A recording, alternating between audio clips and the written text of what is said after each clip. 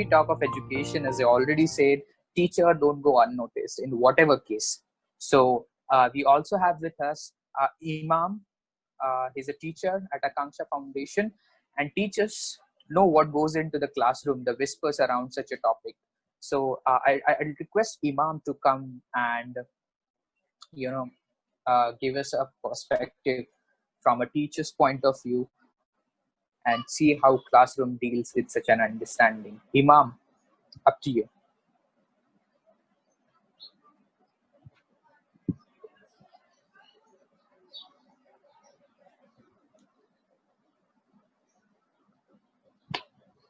Imam, am I audible?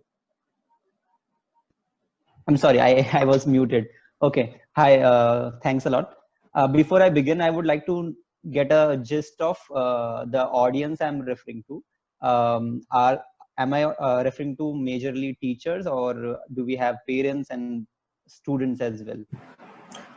The major audience here is this students, Okay. students from this education backgrounds, and we also have a few professionals. I would say they might be professors and teachers, and few people working in CSR fields and non-profits as well.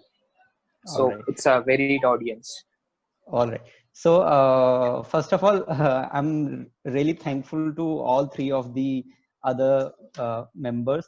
I kept writing. I got so much information from them and extremely useful. So I would really thank them. I'm very grateful to them. As such, I did not prepare a presentation, but I have a lot of points to share. Talking about menstruation, as Dr. Aishwarya said, that it is not just limited to just the topic menstruation. It's a subset of a bigger conversation that is there, and of course, focusing on just one topic ensures that we take one thing at a time, and that's how we collate, and then that's how we address everything. But overall, I think conversations like this, sessions like this should be held more often, so that we can spread awareness and people can benefit from it. So I would start talking about, first of all, the term, why. Am I audible? I heard something ringing there. Yeah, it's somebody joins that rings. So you're audible. Okay. All right. I'm used to of people interacting. This is slightly weird for me because I am just talking and no one is, participating. But if anyone wants to, feel free to jump in if you feel like. So talking about the word menstruation, as Miss Purva ma'am said, that it is considered as a taboo. But why is it considered as taboo? I feel that it's majorly because taboo is something that we majorly don't talk about, and then we feel shy or hesitate about talking about those things. So here I would like to talk about three things. Three type of people. One is the student himself or herself. Talking about such topic, they feel shy because it's something they have not seen people talking about much. And since kids are good imitators of elders and adults, so whatever they see us doing, they copy that. So that means that is coming from us adults. So then we move on to the next set, which is family. Talking about family, I'll share a personal experience. My sister is also a teacher. So my younger sister. And once I was just discussing something, and then this topic came up, and I was just discussing about how she deals with it and how she discusses all these things with her students. After a point, I saw she also got uncomfortable, and she was like, I can't continue with this conversation. I'm not used to of this. I did respect that. I told her that that's okay, but if you want to share, if you don't want to share it with me directly, you can share an article, or you can write it down and send it to me. I will read it later. So I that made me think that even though I mean, we have got so much education, we after getting education, after we being educators, uh, we have this hesitation in between us. Then the level of hesitation between family members in a normal family setup, or in a family where people are illiterate or are unaware, the level would be much higher. So which brings the reality of uh, how this is in I would say in India. Like in India, if we talk about the statistics, only 36% of women, they use sanitary pads. We are just talking about sanitary pads. There are other options, like people don't know about them, like tampons, like menstrual cups.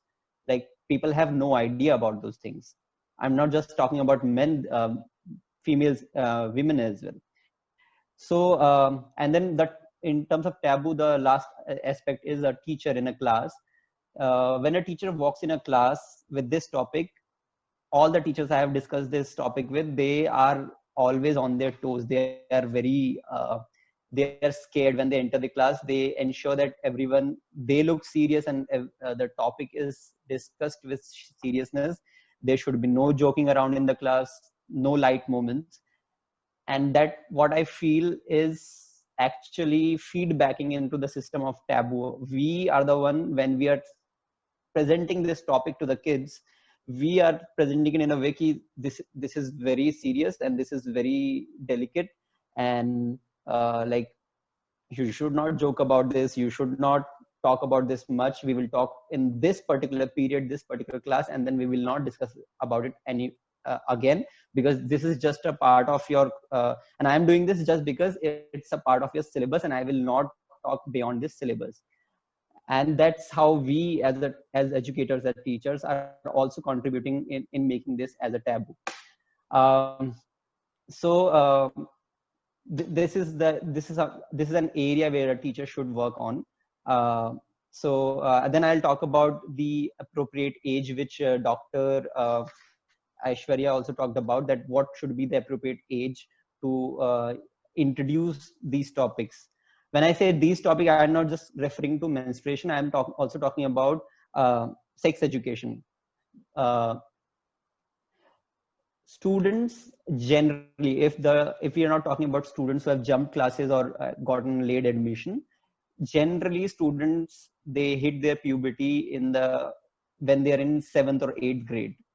And the topic of menstruation is just 2 paragraph in 10th grade syllabus. In, if I talk about SSC board, the Maharashtra board textbook, it's there in science 2, chapter number 2. Just in the end of the chapter, there is just a 2 paragraph uh, content with a very complex diagram, which shows the cycle with other scientific diagram, other small diagrams attached with it. So what the point I'm trying to make is, we are teaching and telling them about menstruation when the child has already gone through all that, when the child has already gone through all that confusion, and in some cases the child has gone through all that trauma. I know I have had conversation with kids. When I started teaching initially, I started talking about menstruation, about sex education in 7th grade, even though it was not in the syllabus. I That was a reality check for me, that kids have no idea what it is. The kind of questions that came in actually like shook me. Uh, Also, and the kids were so curious that they were curious, they were also hesitant, they were also hesitating. So instead of asking me, some of the students started asking each other, and they were clueless, so they were not able to answer. So eventually they came to me. Some of the boys, since they were very curious, they directly went to girls and they asked they asked about menstruation, and the girls were of course uncomfortable because it was a new topic, and majorly most of the girls had not have had, I mean majorly the girls did not have that experience yet, gone through that experience, so they were not able to answer. So I feel that these topics should be introduced in 6th 7th. That's where it should start. It should not be given as a small packet in 10th and then left it there. um, we should introduce these topics in 6th 7th so that the child is aware about what is going to happen. Even if the child is a boy, or I mean even if the child is a male, the child should know that, should be aware of these situations. um, if the child if I talk about the boy, if the boy is not aware, the boy may start making the child who's a female in the class uncomfortable, and that I have seen happening a lot. So if we sensitize the child and make them aware in early age, then we will be able to handle these situations in later part of their lives. And as well said, these kids, they will grow up to become in relations, they will become husbands, wife, I mean sorry, husbands and fathers. um, in terms of occupation, they may become policymakers, um, so and leaders in later part of their lives. So uh, making teaching boys about menstrual health, menstruation and menstrual health and sex education is as important as much as teaching the girls.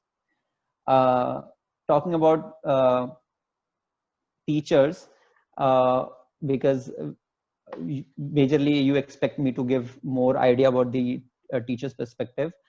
I feel that our teachers are majorly not trained for this.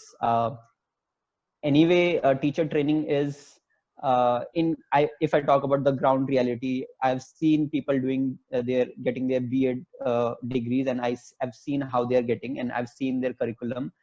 uh, I am not happy with the curriculum that they are following. There is a dire need for updation.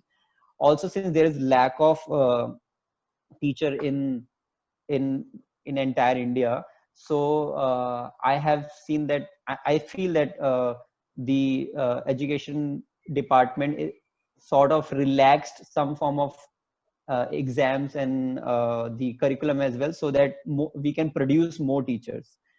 But because of that, what is happening is, what I see is, there is a drop down in the quality as well. So teachers are not trained on how and what to teach when we talk about sex education or menstrual health. uh, they when they come into class, they come with their own personal opinion. um, like I know teachers who have told students that they should not talk about these things with, I mean the girl, they have told the girls that they should not talk about these things with boys. uh, Not just that, they have used homophobic statements in the class and all those things. So teachers should prevent themselves from getting their own opinion in the class. And if they're getting their opinion should be open and should not be limited to one set of thought process. Um Also, the kind of language the teacher should use, as well said by Purva ma'am also, that it should be positive. It should be used in a way that the child feels that like if we talk about menstruation, generally whenever I have discussion, the kids say didi, bhaiya, or they refer to as bhaiyas and didis. They say ki हमें female problem है. And then when I try to correct them, it initially they feel hesitant, but they then okay, problem नहीं, period बोलेंगे या फिर menstruation, will say कि period है, we need to go. So in that case, the kind of language the teacher uses in the class, kids pick that up, and then that's how they use it. And when they keep using the word problem, they themselves start believing that it's actually a problem. So then the language should be scientific. But I personally believe that we should not just limit ourselves to scientific when we are providing when we are providing information. It should not just be limited to scientific. From an scientific aspect, there should be a literature aspect as well. There are stories, there are documentaries. I have there is a video made by students. I'm sorry, is someone trying to say something? Okay, this is for not for me. Okay, so there's a video made by students. It's called "May or Meri Body," and it's a small video, but talks very beautifully about sex education. And we should not just show them the biology behind menstruation, behind reproduction, but something like this. There's this documentary on Netflix, which is also available on YouTube, called Period, End of Sentence, which has no narration, but it's just people talking about menstruation. And it's majorly about the project that government ran in a small village near Delhi, of making sanitary pads. So we need to involve literature also into classes when we are talking about these kind of topics. We should not limit it just to science, but it should be open-ended.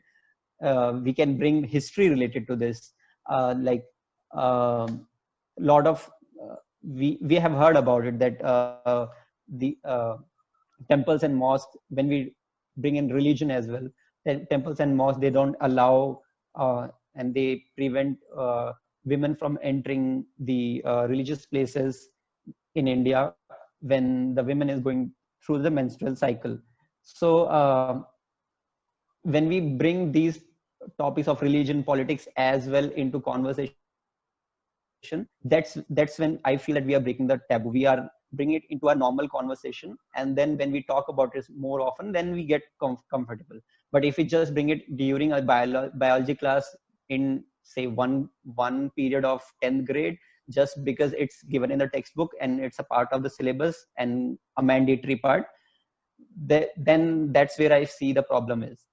And the last thing I would like to say is that we need more such kind of sessions. We need more, not just formal but informal conversation with our students as well, about, we need to also give examples from own life. It should not be like we are just talking about an imaginary person.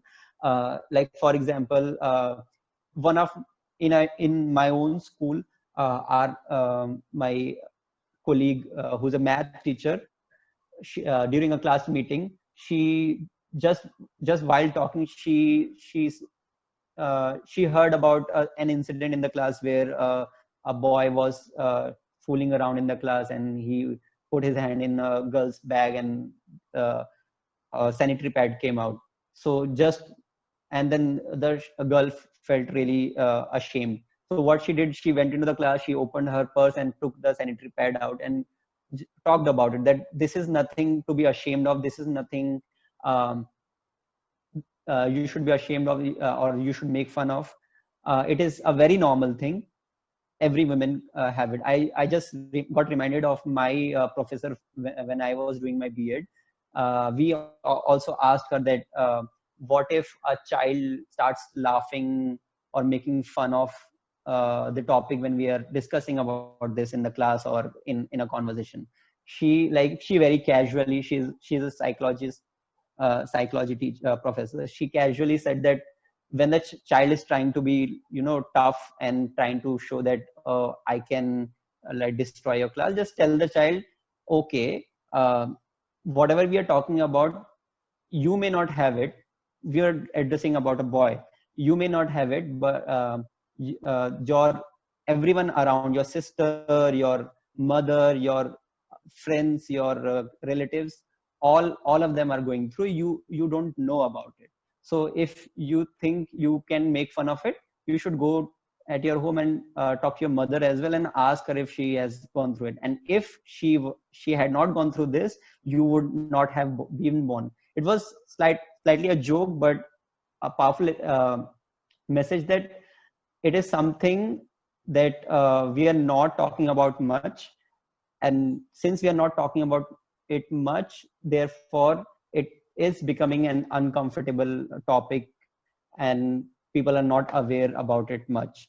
So we need more such sessions, more programs, and more such discussion happening, not just in say schools, but in families, in say WhatsApp groups, in say social media, so that we get more comfortable. And problems, and the bigger problem which happens because of these, like for example, one of the example that was given by Dr. Madhusudan was that dropouts in the school, that will lower down. I mean, when we have policymakers who are aware of these things, they will ensure that we have proper restroom in the school. Like as he told us that Swachh Bharat Abhiyan says that menstrual hygiene has been given high importance, but we have never seen any ad happen or a hoarding in the road which of Swachh Bharat Abhiyan which is talking about menstrual hygiene. So in policy level, we see that there are a lot of beautiful things said, but when we check the ground reality, it's very different. So I think it changes with discussion. That's how it begins, and slowly it goes to higher level, and then the change, we are able to see the change. That's it. I have other topic, I mean other points as well, but I would like to stop here. I would like to talk about textbooks, but I don't feel that's a need, because all the other three speakers have like got down into much more detail and much more useful points. So that's it from my side right now. Thanks. Thanks, Imam. Uh, it was kind of an experiential perspective of a teacher uh, coming into the discussion, feedbacking that is necessary, that even we not only lack in case of menstruation or menstrual education, we lack it everywhere in education. The other thing is, this is a very important point that Imam has raised, that unknowingly we add to the tabooness, or unknowingly we add to the stereotypes, or we believe so. So this is an important question. We need to be more conscious while dealing with these issues and these unknown aspects that unknowingly go out. So thank you for your time.